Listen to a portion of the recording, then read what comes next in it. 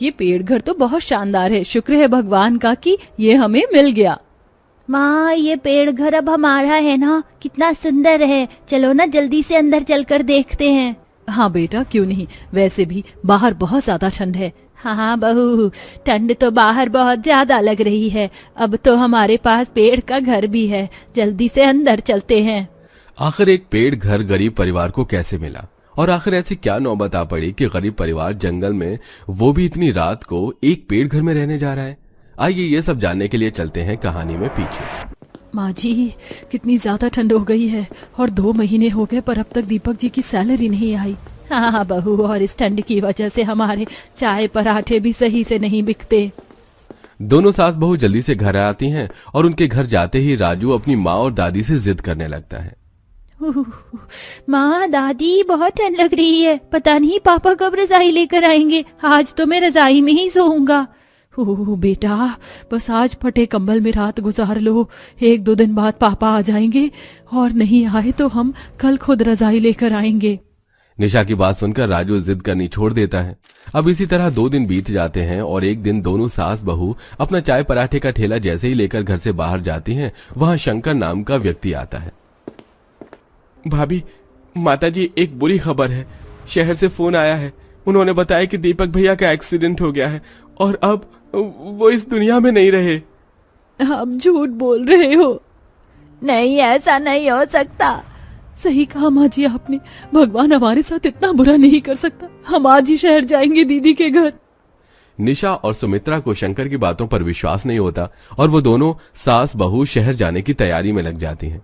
कुछ देर बाद दोनों सास बहू काजल और राजू के साथ अपना कुछ सामान और पैसे लेकर शहर जाती हैं। और जब निशा और सुमित्रा रूपा के घर पहुंचती हैं तो रूपा बड़ी ही बेरुखी से उन लोगों से बात करती है।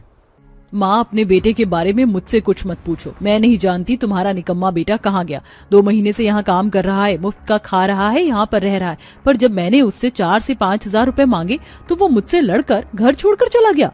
और हाँ, अगर वो मर भी गया तो हमें नहीं पता, क्योंकि उसकी लाश मेरे घर नहीं आई। पर दीदी, वो यहाँ रहते थे तो लाश कहाँ जा सकती है? माँ जी, आपने सुना ना, उनकी लाश नहीं मिली, इसलिए मेरा दिल नहीं मानता कि वो इस दुनिया में नहीं रहे। माँ, भाभी, आपको रोना गाना जो भी करना है आप अपने घर जाकर करो। जब आपके बेटे ने मुझसे रिश्ता नहीं रखा तो मैं आप लोगों की चिंता क्यों करूं? इतना बोलकर रूपा दरवाजा बंद कर लेती है। जिसके बाद दोनों सास बहू राजू के साथ फुटपाथ पर रहती हैं। इसी तरह कुछ दिन बीत जाते हैं और उनके पास जो भी पैसे थे वो पूरी तरह से खत्म हो जाते हैं।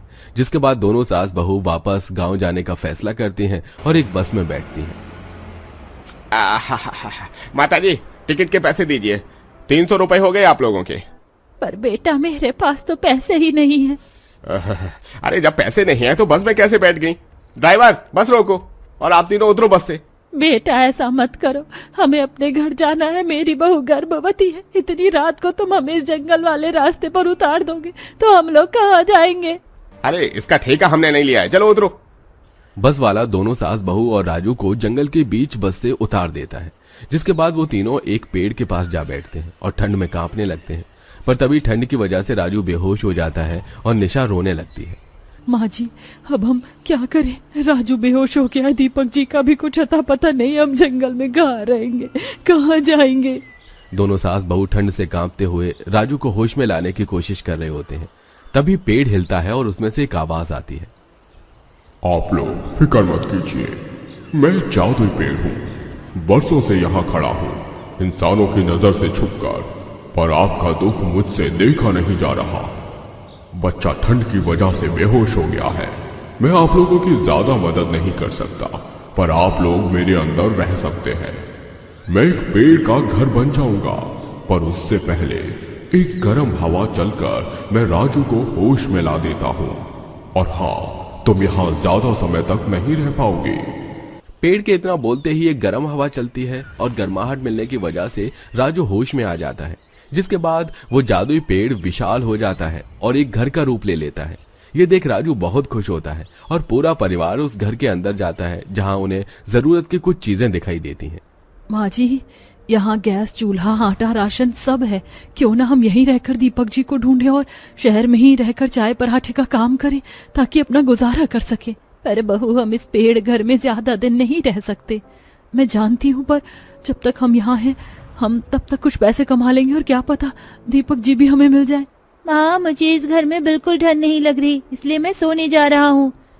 पहले खाना खा लो, मैं जल्दी से खाना बना लेती हूँ। इतना बोलकर राजू कंबल में जाकर बैठ जाता है और काजल खाना बनाती है। खाना बनने के बाद सब खाना खाकर सो जाते हैं।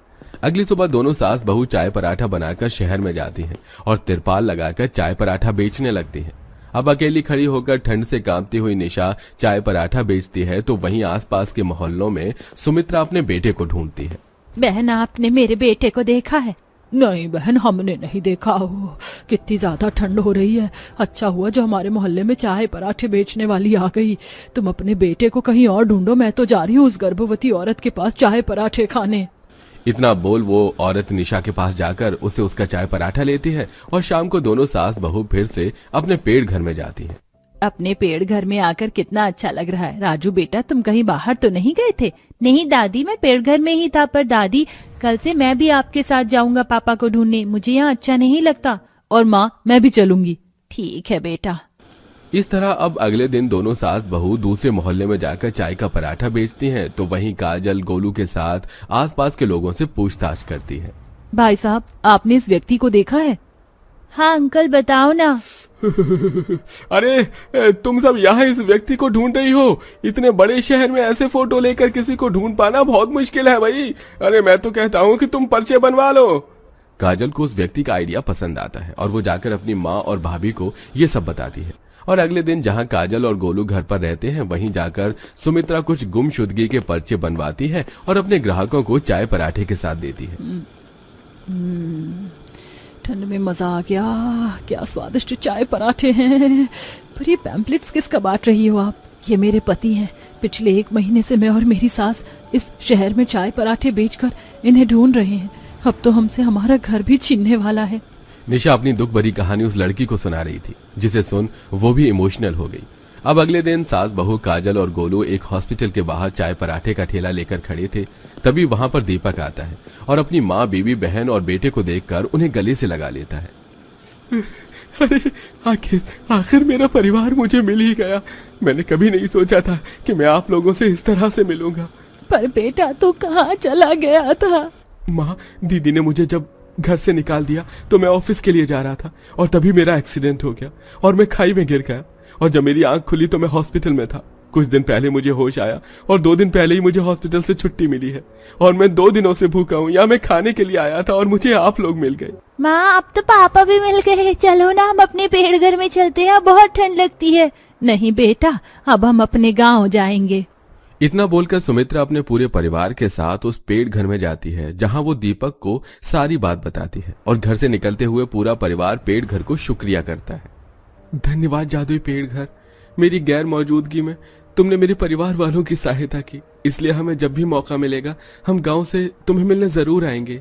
जादुई पेड़ घर, तुम ना होते तो हम तो ठंड से ही मर जाते। मैं तो जरूर आऊंगा अपनी पेड़ घर से मिलने। अभी हम सब चलते हैं, बाय। इस तरह पूरा परिवार एक बार फिर से गांव चला जाता है और अब दीपक गांव में ही रहकर अपनी माँ और बीवी के साथ चाय पराठे बेचने का काम करता है और जब भी उन्हें मौका मिलता है वो अपने जादुई पेड़ घर से मिलने के लिए वहां आते हैं। मेरी ननद का इतना बड़ा ससुराल है, सच में मैं बहुत खुश हूँ रचना। भाभी, मेरा इतना बड़ा ससुराल बस आपकी वजह से हुआ है, वरना मैंने तो कभी सोचा भी नहीं था कि मैं गरीब घर की लड़की कभी इतने बड़े घर की बहू बन भी पाऊंगी। आपने जितना मेरे लिए किया है ना, सच में उतना तो मेरी माँ ने भी नहीं किया। वैसे ऐसा कहना नहीं चाहिए, लेकिन आप मेरी माँ से कम नहीं हो। आइए ना भाभी, ये मेरा ससुराल है, आपकी ननद का ससुराल। ये नंद भाभी का कैसा रिश्ता था जिसमें नीतू अपनी नंद का ससुराल देखकर रोने लगी और रचना अपनी भाभी को अपनी माँ की इज्जत दे रही थी। इस रिश्ते को अच्छे से समझने के लिए कहानी में थोड़ा पीछे चलते हैं। नीतू अपने छोटे से परिवार के साथ एक गरीब झोपड़ी में रहती थी जहां नीतू की नंद रचना, पति, सास और एक बेटा रहते हैं। ऐसे एक दिन रचना अपनी भाभी के पास जाती है। भाभी, मेरा ना नया सेमेस्टर शुरू हो गया है और मुझे उसके लिए किताबें लेनी है। अब मुझे समझ नहीं आ रहा है कि मैं नए सेमेस्टर के लिए किताबें कहाँ से लाऊं। भैया के पास तो पैसे भी नहीं है और बिना किताबों की मैं पढ़ाई कैसे करूंगी। बस इतनी सी बात। अरे कोई बात नहीं, मुझे बताओ ना कितने की किताबें आएंगी, मैं तुम्हें दिलाती हूँ। पढ़ाई के मामले में तुम कभी भी संकोच मत करना, तुम्हारी भाभी है ना। भाभी, आप पहले ही मेरे लिए कितना कर रही हो। तुम्हें कभी परेशानी होगी तो सबसे पहले खड़ी मैं ही मिलूंगी। तुम मुझे बता देना कि कौन सी किताबें लेनी है।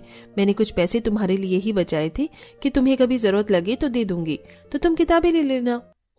भाभी आप सच में बहुत ज्यादा अच्छी हो। आप मेरे लिए कितना कुछ कर रही हो। हमेशा आप मेरे लिए इतना सोचती हो। आप जैसी भाभी तो किस्मत वालों को ही मिलती है, और तुम जैसी ननंद भी किस्मत वालों को ही मिलती है। और भगवान ने ये किस्मत मुझे दे दी है कि मुझे तुम जैसी ननंद मिली है।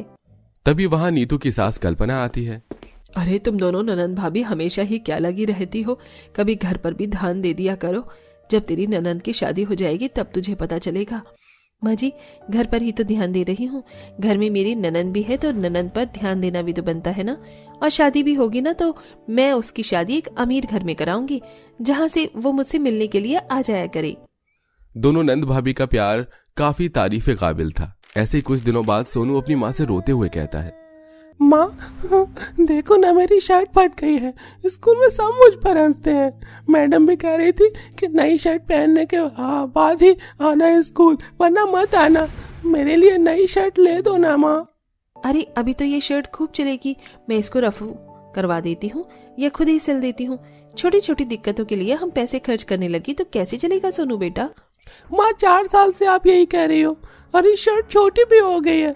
सिर्फ फटी होती तो बात अलग थी। मुझे नई शर्ट चाहिए, मुझे नहीं पता। सोनू रो रहा होता है कि तभी वहाँ उसकी दादी और बुआ आ जाती हैं। अरे सोनू बेटा, तू रो क्यों रहा है। दादी देखो ना, मेरी शर्ट फट गई है, और माँ है कि समझ ही नहीं रही है। बोल रही है कि रफू कर दूंगी। कितनी छोटी हो गई है ये। अरे सोनू, सही तो कह रहा है। देख तो सही कितनी फट गई है और छोटी कितनी हो गई है। इसको रफू करवाने का मतलब बनता है नई शर्ट ले ले। हाँ भाभी, आप नई शर्ट ले लो ना सोनू के लिए। लेकिन कुछ दिनों बाद तुम्हारा जन्मदिन आने वाला है, इसलिए मैंने तुम्हारे जन्मदिन के लिए पैसे बचाए थे कि मैं तुम्हें सूट दूंगी। सोनू, तुम अगले साल ले लेना शर्ट। माँ, आप हमेशा ऐसा ही करती हो। आप हमेशा बुआ की ही साइड लेती हो। बुआ के लिए करती हो, कभी मेरे लिए कुछ नहीं करती। दादी, आप देख रही हो ना, मेरी शर्ट फट गई है। शर्ट छोटी हो गई है, लेकिन अब भी माँ को बुआ की ही पड़ी है। अरे तुम दोनों ननंद भाभी का रिश्ता हमें अच्छे से पता है। मुझे कुछ नहीं पता बहू। तो सोनू के लिए शर्ट लेकर आ। जो ज्यादा जरूरी है वो कर पहले, अपनी ननंद को बाद में देख लियो। हाँ भाभी, मुझे भी कुछ नहीं सुनना है। मुझे पता है आप मुझसे बहुत प्यार करती हो, लेकिन मैं सोनू को ऐसा उदास नहीं देख सकती। सोनू के लिए शर्ट लेकर आओ। ठीक है। इसी तरह अक्सर नीतू भी अपनी इच्छाओं को मार के अपनी नंद के लिए करती थी, और वहीं रचना भी अपनी भाभी के लिए कुछ करने से पीछे नहीं हटती थी। भाभी ये देखो, मैं आपके लिए क्या लेकर आई हूँ। आपको ये रसमलाई पसंद है ना। ये रसमलाई क्यों लाई। अरे इतने दिनों से तुम्हारा मन था भुट्टा खाने का, तुम अपने लिए वो नहीं लाई। भाभी प्लीज, मेरे पास अगर कभी भी थोड़े बहुत भी पैसे होंगे ना तो मैं सबसे पहले आपके लिए कुछ लाऊंगी, तो आप ये बोलो ही मत। अच्छा ठीक है, गुस्सा क्यों कर रही हो। चलो हम दोनों मिलकर खाएंगे। ऐसे ही कई दिन निकल जाते हैं। कुछ दिनों बाद नीतू काम के लिए बड़े से घर में आती है। दीदी सुनिए, अभी कुछ दिनों तक हमारे घर में कुछ फंक्शन चलेंगे, तो आप यहाँ पर रोज आकर साफ सफाई करना। ठीक है, आप चिंता मत कीजिए, मैं आपको कोई शिकायत का मौका नहीं दूंगी। नीतू उस बड़े से घर में अक्सर काम के लिए जाती थी। कुछ दिनों बाद रचना भी वहाँ आती है। अरे रचना, तुम यहाँ क्यों आई हो। तुम्हें कोई काम था क्या, मुझे बता देती ना, या घर आने का इंतजार करती। तुम्हें यहाँ आने की क्या जरूरत थी। भाभी आज ना मेरी कॉलेज की छुट्टी है, तो मैंने सोचा मैं आपकी मदद के लिए आ जाती हूँ। नहीं नहीं, मेरी मदद करने की कोई जरूरत नहीं है। मैं अकेली कर लूंगी ये साफ सफाई का काम। तुम घर पर जाकर पढ़ाई करो। नहीं भाभी, आप यहाँ काम करोगी और छुट्टी के दिन भी मैं घर पर रहूं। नहीं, ऐसे नहीं हो सकता। दोनों को हंसी मजाक करता देख आलोक देख लेता है। ये कौन है। ये मेरी ननंद है। दरअसल आज इसके कॉलेज की छुट्टी थी, तो ये मेरी मदद के लिए आई है। आप परेशान मत होइए, मैं इसे अभी घर भेज देती हूँ। नहीं नहीं, आप इसे यहाँ रहने दे सकती हैं। काम जरूरी है, पर अगर इसका मन है तो यहाँ रुक सकती है। मुझे कोई परेशानी नहीं है। भाभी, अब तो आपको कोई भी परेशानी नहीं है ना। आलोक को रचना पसंद आ जाती है, इसीलिए वो अक्सर रचना से मिलने का बहाना ढूंढने लगता है। ये सब नीतू समझ रही थी, और ऐसे ही एक दिन। आलोक जी, मुझे कुछ दिनों से आपके इरादे ठीक नहीं लग रहे। आप अक्सर मेरी ननंद से मिलने के बहाने ढूंढते रहते हैं। उस दिन मेरे घर भी आ गए थे, बस इसीलिए क्योंकि मैं अपना पर्स भूल गई थी। कोई बात है तो आप साफ साफ बता दीजिए। मैं अपनी ननंद के साथ कुछ गलत होता नहीं देख सकती। देखिए, मैं बात घुमाकर नहीं कहूंगा। मुझे आपकी नंद बहुत ज्यादा पसंद है। काफी समय से मैं यही बात कहना चाहता था, लेकिन अब आपने सामने से पूछ लिया है तो मैं झूठ भी नहीं बोलूंगा। मैं जानती हूँ बड़े घर के लोग और आप बड़े घर के लोगों के लिए पसंद सिर्फ एक पसंद ही होती है, कभी शादी में वो नहीं बदलती। मैं समझ रहा हूँ आपका डर, लेकिन मैं ऐसा लड़का नहीं हूँ। चाहे तो आप सर्च कर लीजिए मेरे बारे में, किसी से पता कर लीजिए। जब आपको यकीन हो जाए तो ही आप बात को आगे बढ़ाना। आलोक की बात सुनकर नीतू हैरान हो जाती है और अब वो आलोक के बारे में पता करने लगती है। अरे मैडम जी, ये जो इस बड़े से घर में आलोक नाम के आदमी रहते हैं, उनको आप जानती हैं? हाँ हाँ, बहुत अच्छे इंसान हैं, अपना काम और परिवार पर ध्यान देते हैं, बचपन से यहीं पर रहते हैं तो देखा है। इनका स्वभाव तो काफी अच्छा है ना? हाँ, बहुत अच्छा है। मैंने तो कई बार अपनी छोटी बहन के रिश्ते के लिए भी बात चलाई थी, लेकिन उन्होंने मना कर दिया। इनको कोई और पसंद है शायद। नीतू सारी बातें अपने ससुराल वालों को बताती है।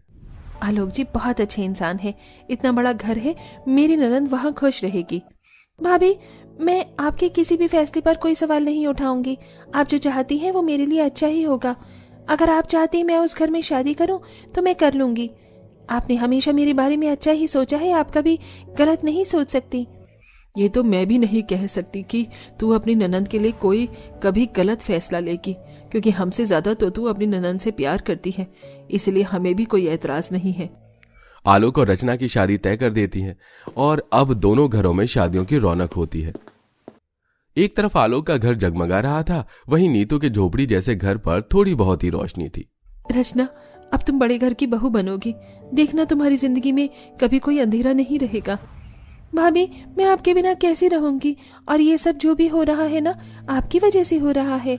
रचना की शादी हो जाती है और वो अपने ससुराल आ जाती है। ससुराल आने के 2 दिन बाद नीतू अपने पति के साथ पग फेरे की रस्म के लिए रचना के घर जाती है।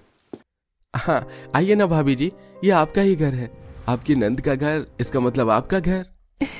गरीब झोपड़ी की ननद को आखिरकार अमीर ससुराल ही मिला। मैं तुम्हारे लिए बहुत खुश हूँ, भगवान तुम्हें दुनिया की सारी खुशियां दे। इसी के साथ अंत में नंद भाभी का ये अनोखा प्यार भरा रिश्ता अब अपने परिवार में रम जाता है।